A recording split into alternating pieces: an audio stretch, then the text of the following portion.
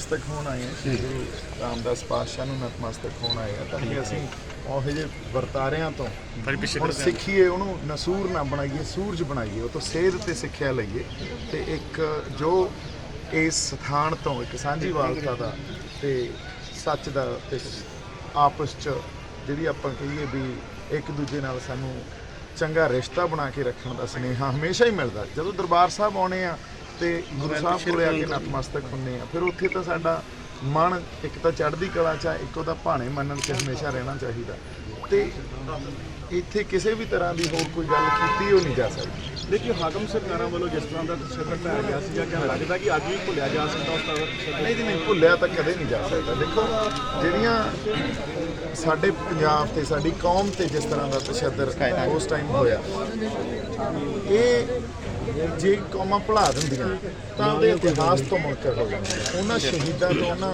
ਸ਼ਖਸੀਅਤਾਂ ਤੋਂ ਮੁਨਕਰ ਹੋ ਜਾਂਦੀਆਂ ਜਿਨ੍ਹਾਂ ਨੇ ਹੱਕ ਤੇ ਸੱਚ ਦੀ ਲੜਾਈ ਲੜੀ ਆ, ਹੱਕ ਤੇ ਹਕੂਕ ਦੀ ਲੜਾਈ ਲੜੀ ਆ ਲੋਕਾਂ ਦੀ। ਸੋ ਸਰਕਾਰਾਂ ਨੇ ਤਾਂ ਹਮੇਸ਼ਾ ਹੀ ਤਸ਼ੱਦਦ ਕੀਤੇ ਆ, ਪਰ ਸਾਡੇ ਜਿਹੜੇ ਦੇਖੋ ਜੁਝਾਰੂ ਬੰਦੇ ਆ, ਉਹਨਾਂ ਨੇ ਇਤਿਹਾਸ 'ਚ ਆਪਦੀ ਥਾਂ ਬਣਾ ਲਈ ਆ, ਤਾਂ ਆਉਣ ਵਾਲੀਆਂ ਪੀੜ੍ਹੀਆਂ ਨੇ ਉਹਨਾਂ ਤੋਂ ਸਬਕ ਵੀ ਲੈਣਾ।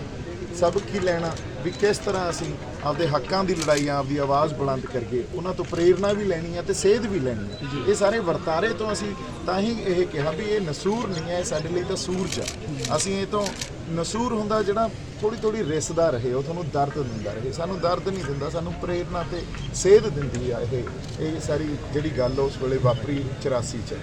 ਤੇ ਇਸੇ ਕਰਕੇ ਉਹ ਜਿਹੜੇ ਸ਼ਹੀਦ ਹੋਏ ਆਪਦੀਆਂ ਜਾਨਾਂ ਵਾਰ ਕੇ, ਤਾਂ ਕਿ ਆਉਣ ਵਾਲੀਆਂ ਪੀੜ੍ਹੀਆਂ ਵੀ ਇਸੇ ਆਵਾਜ਼ ਨੂੰ ਬੁਲੰਦ ਰੱਖ ਸਕਣ। ਸ਼੍ਰੋਮਣੀ ਕਮੇਟੀ ਵੱਲੋਂ ਕਿ ਗੁਰੂ ਗ੍ਰੰਥ ਸਾਹਿਬ ਜੀ ਪ੍ਰਕਾਸ਼ ਕੀਤੇ ਗਏ ਨੇ, ਜਿਹੜੇ 1984 ਦੇ ਵਿੱਚ ਜਿਹੜੇ ਘਾਇਲ ਹੋਏ ਸੀਗੇ, ਜ਼ਖਮੀ ਹੋਏ ਸੀਗੇ, ਕੀ ਲੱਗਦਾ ਹੈ ਕਿ ਜਿਹੜੇ ਲਗਾਤਾਰ ਜਿਹੜਾ ਢਲਾਨ ਜਾ ਰਿਹਾ ਸੀ ਅਕਾਲੀ ਦਲ ਦਾ, ਉਹਨੂੰ ਕੈਸ਼ ਕਰਨ ਦੀ ਕੋਸ਼ਿਸ਼ ਤਾਂ ਨਹੀਂ ਕੀਤੀ ਜਾ ਰਹੀ? ਕਿਉਂਕਿ ਲਗਾਤਾਰ ਹੀ 37 ਸਾਲਾਂ ਬਾਅਦ ਜਿਹੜਾ ਗੁਰੂ ਗ੍ਰੰਥ ਸਾਹਿਬ ਜੀ ਨੂੰ ਬਾਹਰ ਕੱਢਿਆ ਗਿਆ। ਨਹੀਂ, ਇਹ ਤੁਸੀਂ ਇਹਦੇ ਤੋਂ ਇਹ ਦੇਖ ਸਕਦੇ ਹੋ ਵੀ ਅੱਜ ਦੀ ਡੇਟ 'ਚ ਜਿਹੜੀ ਕਲੈਕਟਿਵ ਕੌਨਸ਼ੀਅਸਨੈਸ ਆਈ ਹੈ ਨਾ ਕੌਮ 'ਚ, ਉਹ ਬਹੁਤ ਬਾਕਮਾਲ ਆ। ਉਹ ਕਲੈਕਟਿਵ ਕੌਨਸ਼ੀਅਸਨੈਸ ਸਾਨੂੰ ਇਹ ਵੀ ਸਿਖਾਉਂਦੀ ਹੈ ਵੀ ਅਸੀਂ ਹੁਣ ਇੱਕ ਹੋ ਜਾਈਏ, ਹੁਣ ਨਿਖੜੀਏ ਨਾ, ਖਿੰਡੀਏ ਨਾ ਰਹੇ, ਹੈ ਨਾ।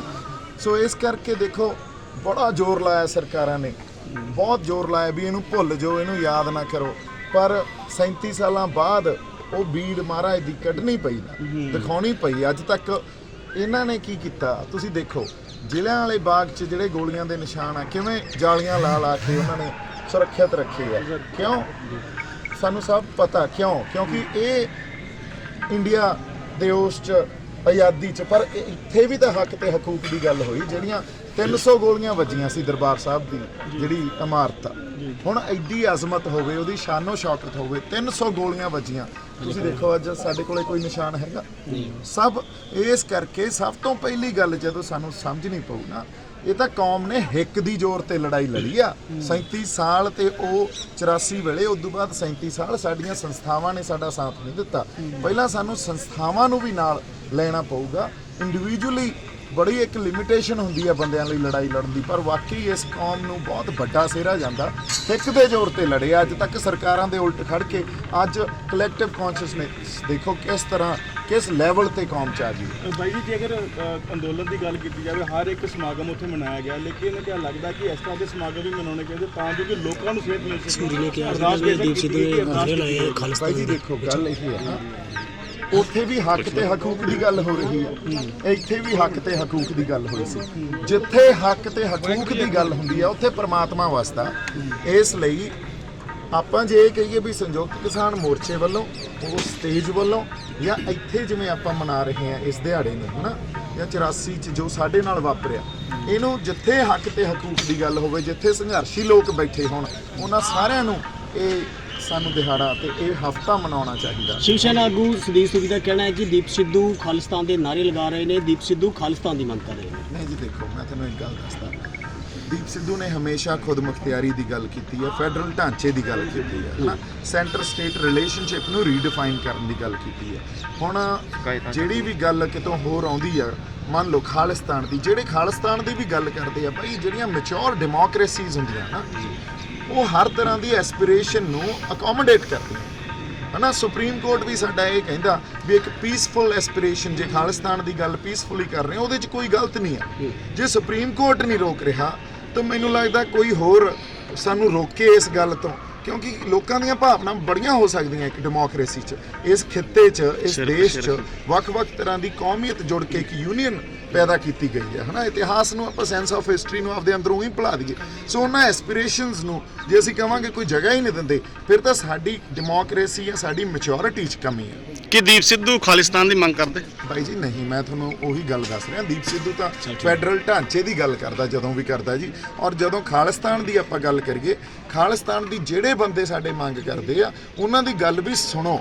ਉਹਨਾਂ ਨੂੰ ਤੁਸੀਂ ਖੂੰਜੇ ਜਿਵੇਂ ਲਾ ਦੇਣਾ ਇਹ ਕਹਿ ਕੇ ਵੀ ਇਹ ਐਂਟੀ ਨੈਸ਼ਨਲ ਆ ਜਾਂ ਇਹ ਦੇਸ਼ ਧਰੋਹੀ ਆ, ਇਹ ਗੱਲ ਤਾਂ ਹੁਣ ਮੇਰੇ ਖਿਆਲ 'ਚ ਸਾਨੂੰ ਸਿੱਖਣੀ ਪਊਗੀ, ਸਾਨੂੰ ਮੈਚੋਰਿਟੀ ਸਿੱਖਣੀ ਪਊਗੀ। ਬਲਦੇਵ ਸਿੰਘ ਸਿਰਸਾ ਵੱਲੋਂ ਕੱਲ ਬਿਆਨ ਦਿੱਤਾ ਗਿਆ ਸੀ, ਅਗਰ ਦੀਪ ਸਿੱਧੂ ਸੰਯੁਕਤ ਕਿਸਾਨ ਮੋਰਚੇ ਕੋਲ ਆਉਂਦੇ ਨੇ ਤਾਂ ਹੋ ਸਕਦਾ ਵਿਚਾਰ ਵਟਾਂਦਰਾ ਕੀਤਾ ਜਾਵੇ ਕਿਸਾਨੀ ਅੰਦੋਲਨ ਵਿੱਚ ਉਹਨਾਂ ਦਾ। ਬਹੁਤ ਚੰਗੀ ਗੱਲ ਹੈ ਜੀ। ਮੈਂ ਤਾਂ ਕਦੋਂ ਦਾ ਕਹਿ ਰਿਹਾ, ਸਾਡੇ ਬਜ਼ੁਰਗ ਆਗੂਆਂ ਨੂੰ ਬਹੁਤ ਸਮੇਂ ਤੋਂ ਇਹ ਗੱਲ ਕਹਿ ਰਹੇ ਹਾਂ ਵੀ ਤੁਸੀਂ ਬੜੇ ਸਤਿਕਾਰਯੋਗ ਹੋ ਤੇ ਅਸੀਂ ਇਕੱਠੇ ਬੈਠੀਏ, ਰਲ ਮਿਲ ਕੇ ਕੋਈ ਸਲਾਹ ਕਰੀਏ, ਰਣਨੀਤੀ ਬਣਾਈਏ।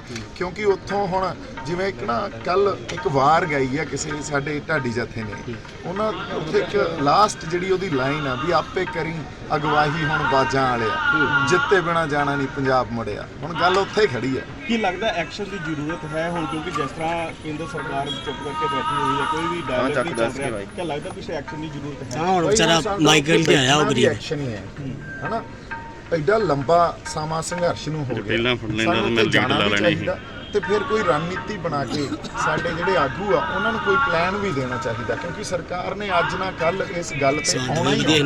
ਲੇਕਿਨ ਗੁਰਦਾਸਪੁਰ ਦੇ ਵਿੱਚ ਹੁਣ ਜੋ ਤੁਹਾਡੇ ਦੋਸਤ ਨੇ ਉਹਨਾਂ ਤੇ ਹੁਣ ਗੁੰਮਸ਼ੁਦਗੀ ਦੇ ਜਿਹੜੇ ਪੋਸਟਰ ਲੱਗਣੇ ਸ਼ੁਰੂ ਹੋ ਗਏ ਨੇ, ਇਹ ਲੱਗਦਾ ਹੈ ਕਿ ਇਹ ਢਾਹ ਲੱਗ ਰਹੀ ਹੈ ਇਸ ਟਾਈਮ ਪੋਲਿਟਿਕਸ ਨੂੰ ਵੀ, ਕਿਉਂਕਿ ਵੋਟ ਮੰਗਣ ਵਾਸਤੇ ਅਸੀਂ ਪਹੁੰਚ ਜਾਂਦੇ ਹਾਂ ਲੇਕਿਨ ਲੋਕਾਂ ਦੇ ਵਿੱਚ ਨਹੀਂ ਪਹੁੰਚ ਪਾਉਂਦੇ। ਦੇਖੋ ਗੱਲ ਉਹੀ ਆ, ਮੈਂ ਵੀ ਉਦੋਂ ਉਹਨਾਂ ਨੂੰ ਜਿਤਾਉਣ ਲਈ ਬੜੀਆਂ ਵੋਟਾਂ ਮੰਗੀਆਂ ਸੀ ਹਨਾ, ਬੜਾ ਜ਼ੋਰ ਲਾਇਆ ਸੀ, ਪਰ ਗੱਲ ਉੱਥੇ ਹੀ ਆ ਕੇ ਖੜਦੀ ਹੈ ਵੀ ਜਦੋਂ ਲੋਕਾਂ ਦੇ ਹੱਕ ਤੇ ਹਕੂਕ ਤੇ ਗੱਲ ਆਉਂਦੀ ਆ ਉਸ ਵੇਲੇ ਤੁਸੀਂ ਨਾਲ ਖੜਦੇ ਹੋ ਕਿ ਨਹੀਂ ਖੜਦੇ।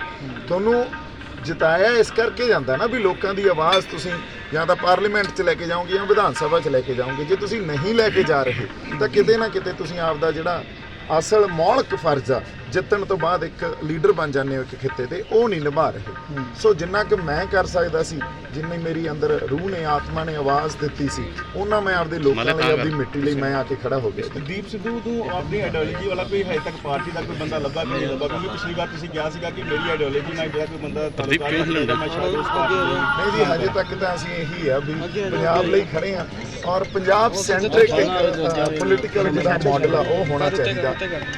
ਪੰਜਾਬ ਸੈਂਟਰਿਕ ਪੋਲੀਟੀਕਲ ਮਾਡਲ ਕਿਸੇ ਵੀ ਪਾਰਟੀ ਤੋਂ ਆਪਾਂ ਕਹੀਏ ਵੀ ਇੱਥੋਂ ਚਲਾ ਰਹੀ ਹੈ ਕੋਈ ਨਹੀਂ ਚਲਾ ਰਹੀ, ਕਿਸੇ ਅਕ੍ਰੋਸ ਪੰਜਾਬ ਆਪਣੇ ਕੋਲੇ ਜਿੰਨੀਆਂ ਪੋਲੀਟੀਕਲ ਪਾਰਟੀਆਂ ਦੇਖ ਲਓ, ਕੁਛ ਤਾਂ ਸੈਂਟਰ ਤੋਂ ਚੱਲਦੀਆਂ, ਉਹਨਾਂ ਨਾਲ ਜਾ ਕੇ ਖੜਨਾ ਤਾਂ ਕੋਈ ਮਤਲਬ ਹੀ ਨਹੀਂ, ਚਾਂਸ ਹੀ ਨਹੀਂ ਬਣਦਾ। ਸੋ ਜੇ ਸਾਡੀ ਕੋਈ ਆਪਦੀ ਪੰਜਾਬ ਸੈਂਟਰਿਕ ਮਾਡਲ ਤੇ ਸਾਡੇ ਅਸਲ ਮੁੱਦਿਆਂ ਨੂੰ ਉਭਾਰਨ ਵਾਲੀ ਕੋਈ ਪੋਲੀਟੀਕਲ ਪਾਰਟੀ ਆਵੇ, ਆਪਾਂ ਉਹਨਾਂ ਦੇ ਨਾਲ ਫਿਰ ਕੋਈ ਨਾ ਕੋਈ ਸਰੋਕਾਰ ਰੱਖਾਂਗੇ, ਕਿਉਂ ਨਹੀਂ ਰੱਖਾਂਗੇ। ਪ੍ਰਦੀਪ ਜੀ ਬੜੇ ਕੈਸ ਲਾਏ ਜਾ ਰਹੇ, ਤੁਸੀਂ ਅਕਾਲੀ ਦਲ ਵੱਲੋਂ ਜੁਆਇਨ ਕਰ ਰਹੇ ਜੀ? ਨਹੀਂ ਜੀ ਨਹੀਂ, ਇਹ ਬਿਲਕੁਲ ਬੇਬੁਨਿਆਦ ਤੇ ਗਲਤ ਗੱਲ ਆ।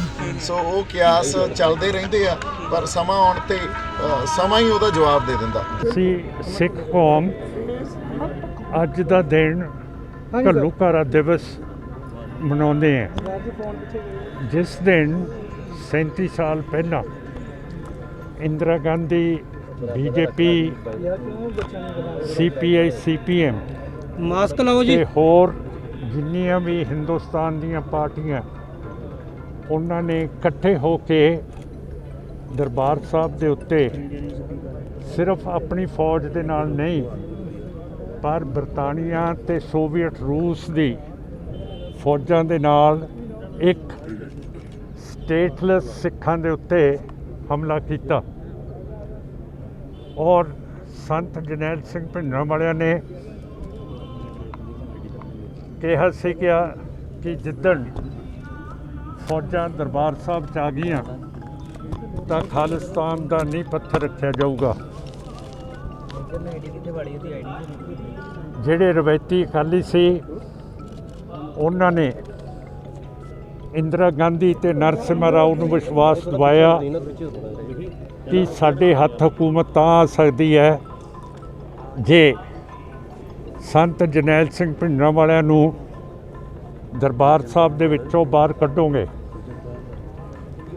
ਔਰ ਉਹਨਾਂ ਨੇ ਵਿਸ਼ਵਾਸ ਦਿਵਾਇਆ ਇੰਦਰਾ ਗਾਂਧੀ ਨੂੰ ਕਿ ਜਿੱਦਣ ਫੌਜ ਲੱਗ ਗਈ ਤਾਂ ਸੰਤ ਜਰਨੈਲ ਸਿੰਘ ਭਿੰਡਰਾਂ ਵਾਲੇ ਹੱਥ ਖੜੇ ਕਰਕੇ ਬਾਹਰ ਆ ਜਾਣਗੇ। ਪਰ ਇਹੋ ਜਿਹਾ ਸੂਰਮਾ ਅਸੀਂ ਬਾਬਾ ਦੀਪ ਸਿੰਘ ਤੋਂ ਬਾਅਦ ਦੇਖਿਆ। ਜਦੋਂ ਬਾਬਾ ਦੀਪ ਸਿੰਘ ਨੇ ਦਰਬਾਰ ਸਾਹਿਬ ਦੀ ਰੱਖਿਆ, ਜਦੋਂ ਅਬਦਾਲੀ ਨੇ ਹਮਲਾ ਕੀਤਾ ਸੀ ਦਰਬਾਰ ਸਾਹਿਬ 'ਤੇ, ਉਸੇ ਤਰ੍ਹਾਂ ਹੀ ਕੀਤਾ। 72 ਘੰਟੇ ਸੰਤ ਜਰਨੈਲ ਸਿੰਘ ਭਿੰਡਰਾਂ ਵਾਲਿਆਂ ਨੇ, ਜਨਰਲ ਸ਼ਬੇਗ ਸਿੰਘ ਨੇ, ਠਾਰਾ ਸਿੰਘ ਜੀ ਨੇ, ਅਮਰੀਕ ਸਿੰਘ ਜੀ ਨੇ ਤੇ ਹੋਰ ਆਪਣੇ ਸਾਥੀਆਂ ਦੇ ਸਮੇਤ ਇਹ 3 ਵੱਡੀਆਂ ਫੌਜਾਂ ਦੁਨੀਆ ਦੀਆਂ 72 ਘੰਟੇ ਇਹ 3 ਨਿਊਕਲੀਅਰ ਫੌਜਾਂ ਅੰਦਰ ਨਹੀਂ ਆਉਣ ਦਿੱਤੀਆਂ। ਔਰ ਜਦੋਂ ਸ਼ਹਾਦਤ ਪ੍ਰਾਪਤ ਕੀਤੀ ਹੈ, ਜਿੱਥੇ ਮੀਰੀ ਪੀਰੀ ਦੇ ਨਿਸ਼ਾਨ ਸਾਹਿਬ ਹੈਗੇ ਆ, ਉੱਥੇ ਸੰਤ ਜਰਨੈਲ ਸਿੰਘ ਨੇ ਲੜਦਿਆਂ ਸ਼ਹੀਦੀ ਪ੍ਰਾਪਤ ਕੀਤੀ। ਉਹਨਾਂ ਦੀ ਛਾਤੀ ਦੇ ਵਿੱਚ 72 ਗੋਲੀਆਂ ਲੱਗੀਆਂ ਹੋਈਆਂ ਸੀਗੀਆਂ ਤੇ ਜਦੋਂ ਸੰਤ ਜਰਨੈਲ ਸਿੰਘ ਭਿੰਡਰਾਂ ਵਾਲਿਆਂ ਨੇ ਕਿਹਾ ਕਿ ਨੀਂਹ ਪੱਥਰ ਖਾਲਿਸਤਾਨ ਦਾ ਰੱਖਿਆ ਜਾਊਗਾ, ਇਹ ਘੱਲੂਘਾਰਾ ਦਿਵਸ ਜ਼ਰੂਰ ਹੈ, ਪਰ ਅਸੀਂ ਕਹਿੰਦੇ ਹਾਂ ਕਿ ਇਹ ਅੱਜ ਸਾਡੀ ਕੌਮ ਦਾ ਖਾਲਿਸਤਾਨ ਡੇ ਹੈ। ਇਹ ਸੈਂਟਰ ਬਾਦਲ ਦਲੀਆਂ ਦੇ ਨਾਲ ਰਲਿਆ ਹੋਇਆ ਹੈ। SCPC ਦੀ ਟਰਮ ਖਤਮ ਹੋ ਗਈ ਹੈ। ਇਹਦਾ ਮਿਆਦ 5 ਸਾਲ ਦੀ ਹੁੰਦੀ ਹੈ ਔਰ 10 ਸਾਲ ਤੋਂ ਇਹਦੇ ਇਲੈਕਸ਼ਨ ਨਹੀਂ ਹੋ ਰਹੇ। ਸਿੱਖ ਕੌਮ ਨੂੰ ਜਮਹੂਰੀਅਤ ਤੋਂ ਓਹਲੇ ਕੀਤਾ ਜਾ ਰਿਹਾ ਹੈ, ਜਿਹੜਾ ਕਿ ਅਸੀਂ ਸਿੱਖ ਜਮਹੂਰੀਅਤ ਪਸੰਦ ਲੋਕ ਹੈ, ਸਾਨੂੰ ਬਹੁਤ ਰੋਸ ਹੈ। ਇਸੇ ਕਰਕੇ ਇਸ SCPC ਨੇ 328 ਮਹਾਰਾਜ ਦੇ ਸਰੂਪ ਗਾਇਬ ਕਰਤੇ ਹੈ। ਬਰਗਾੜੀ ਦੇ ਵਿੱਚ ਸਰਸੇ ਸਾਧ ਦੇ ਨਾਲ ਰਲ ਕੇ ਗੁਰੂ ਗ੍ਰੰਥ ਸਾਹਿਬ ਦੇ ਸਰੀਰ ਨੂੰ ਗਲੀਆਂ ਦੇ ਵਿੱਚ ਤੇ ਗੰਦੀਆਂ ਨਾਲੀਆਂ ਦੇ ਵਿੱਚ ਰੋੜਿਆ।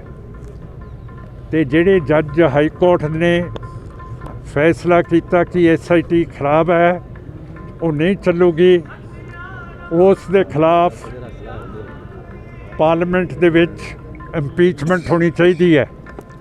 ਇਹ ਜਿਹੜਾ ਜੱਜ ਹੈ, ਇਹ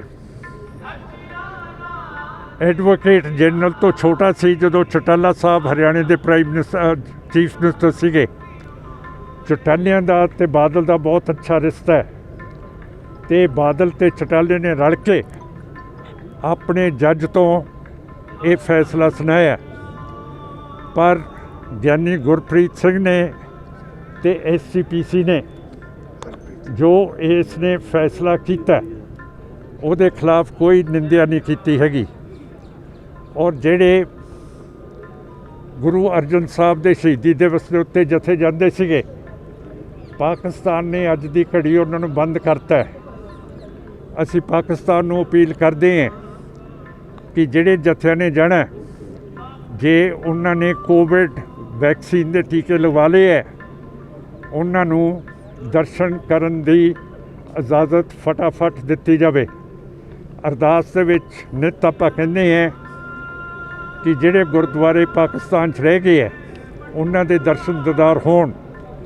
ਕੋਈ ਜਥੇਦਾਰ ਇਹ ਜਿਹੜਾ ਹੱਕ ਹੈ, ਜਿਹੜੀ ਅਰਦਾਸ ਦੇ ਵਿੱਚ ਮੰਗ ਕਰਦੇ ਹੈ, ਅੱਜ ਇਸ ਨੂੰ ਕੋਈ ਵੀ ਇਹਦੇ ਪਿੱਛੇ ਨਹੀਂ ਖੜਦਾ। ਸੋ ਨਵੇਂ ਇਲੈਕਸ਼ਨ SCPC ਦੇ ਹੋਣੇ ਚਾਹੀਦੇ ਹੈ, ਨਹੀਂ ਤਾਂ ਹੋ ਸਕਦਾ ਕਿ ਸਿੱਖਾਂ ਨੂੰ ਕੁਛ ਕਰਨਾ ਪਵੇ ਇੰਟਰਨੈਸ਼ਨਲ ਪੱਧਰ ਦੇ ਉੱਤੇ। ਖਬਰਾਂ ਨਾਲ ਜੁੜੇ ਰਹੋ ਦਿਨ ਰਾਤ ਸਿਰਫ ਪੰਜਾਬ ਵਾਇਰ ਨਿਊਜ਼ ਦੇ ਨਾਲ।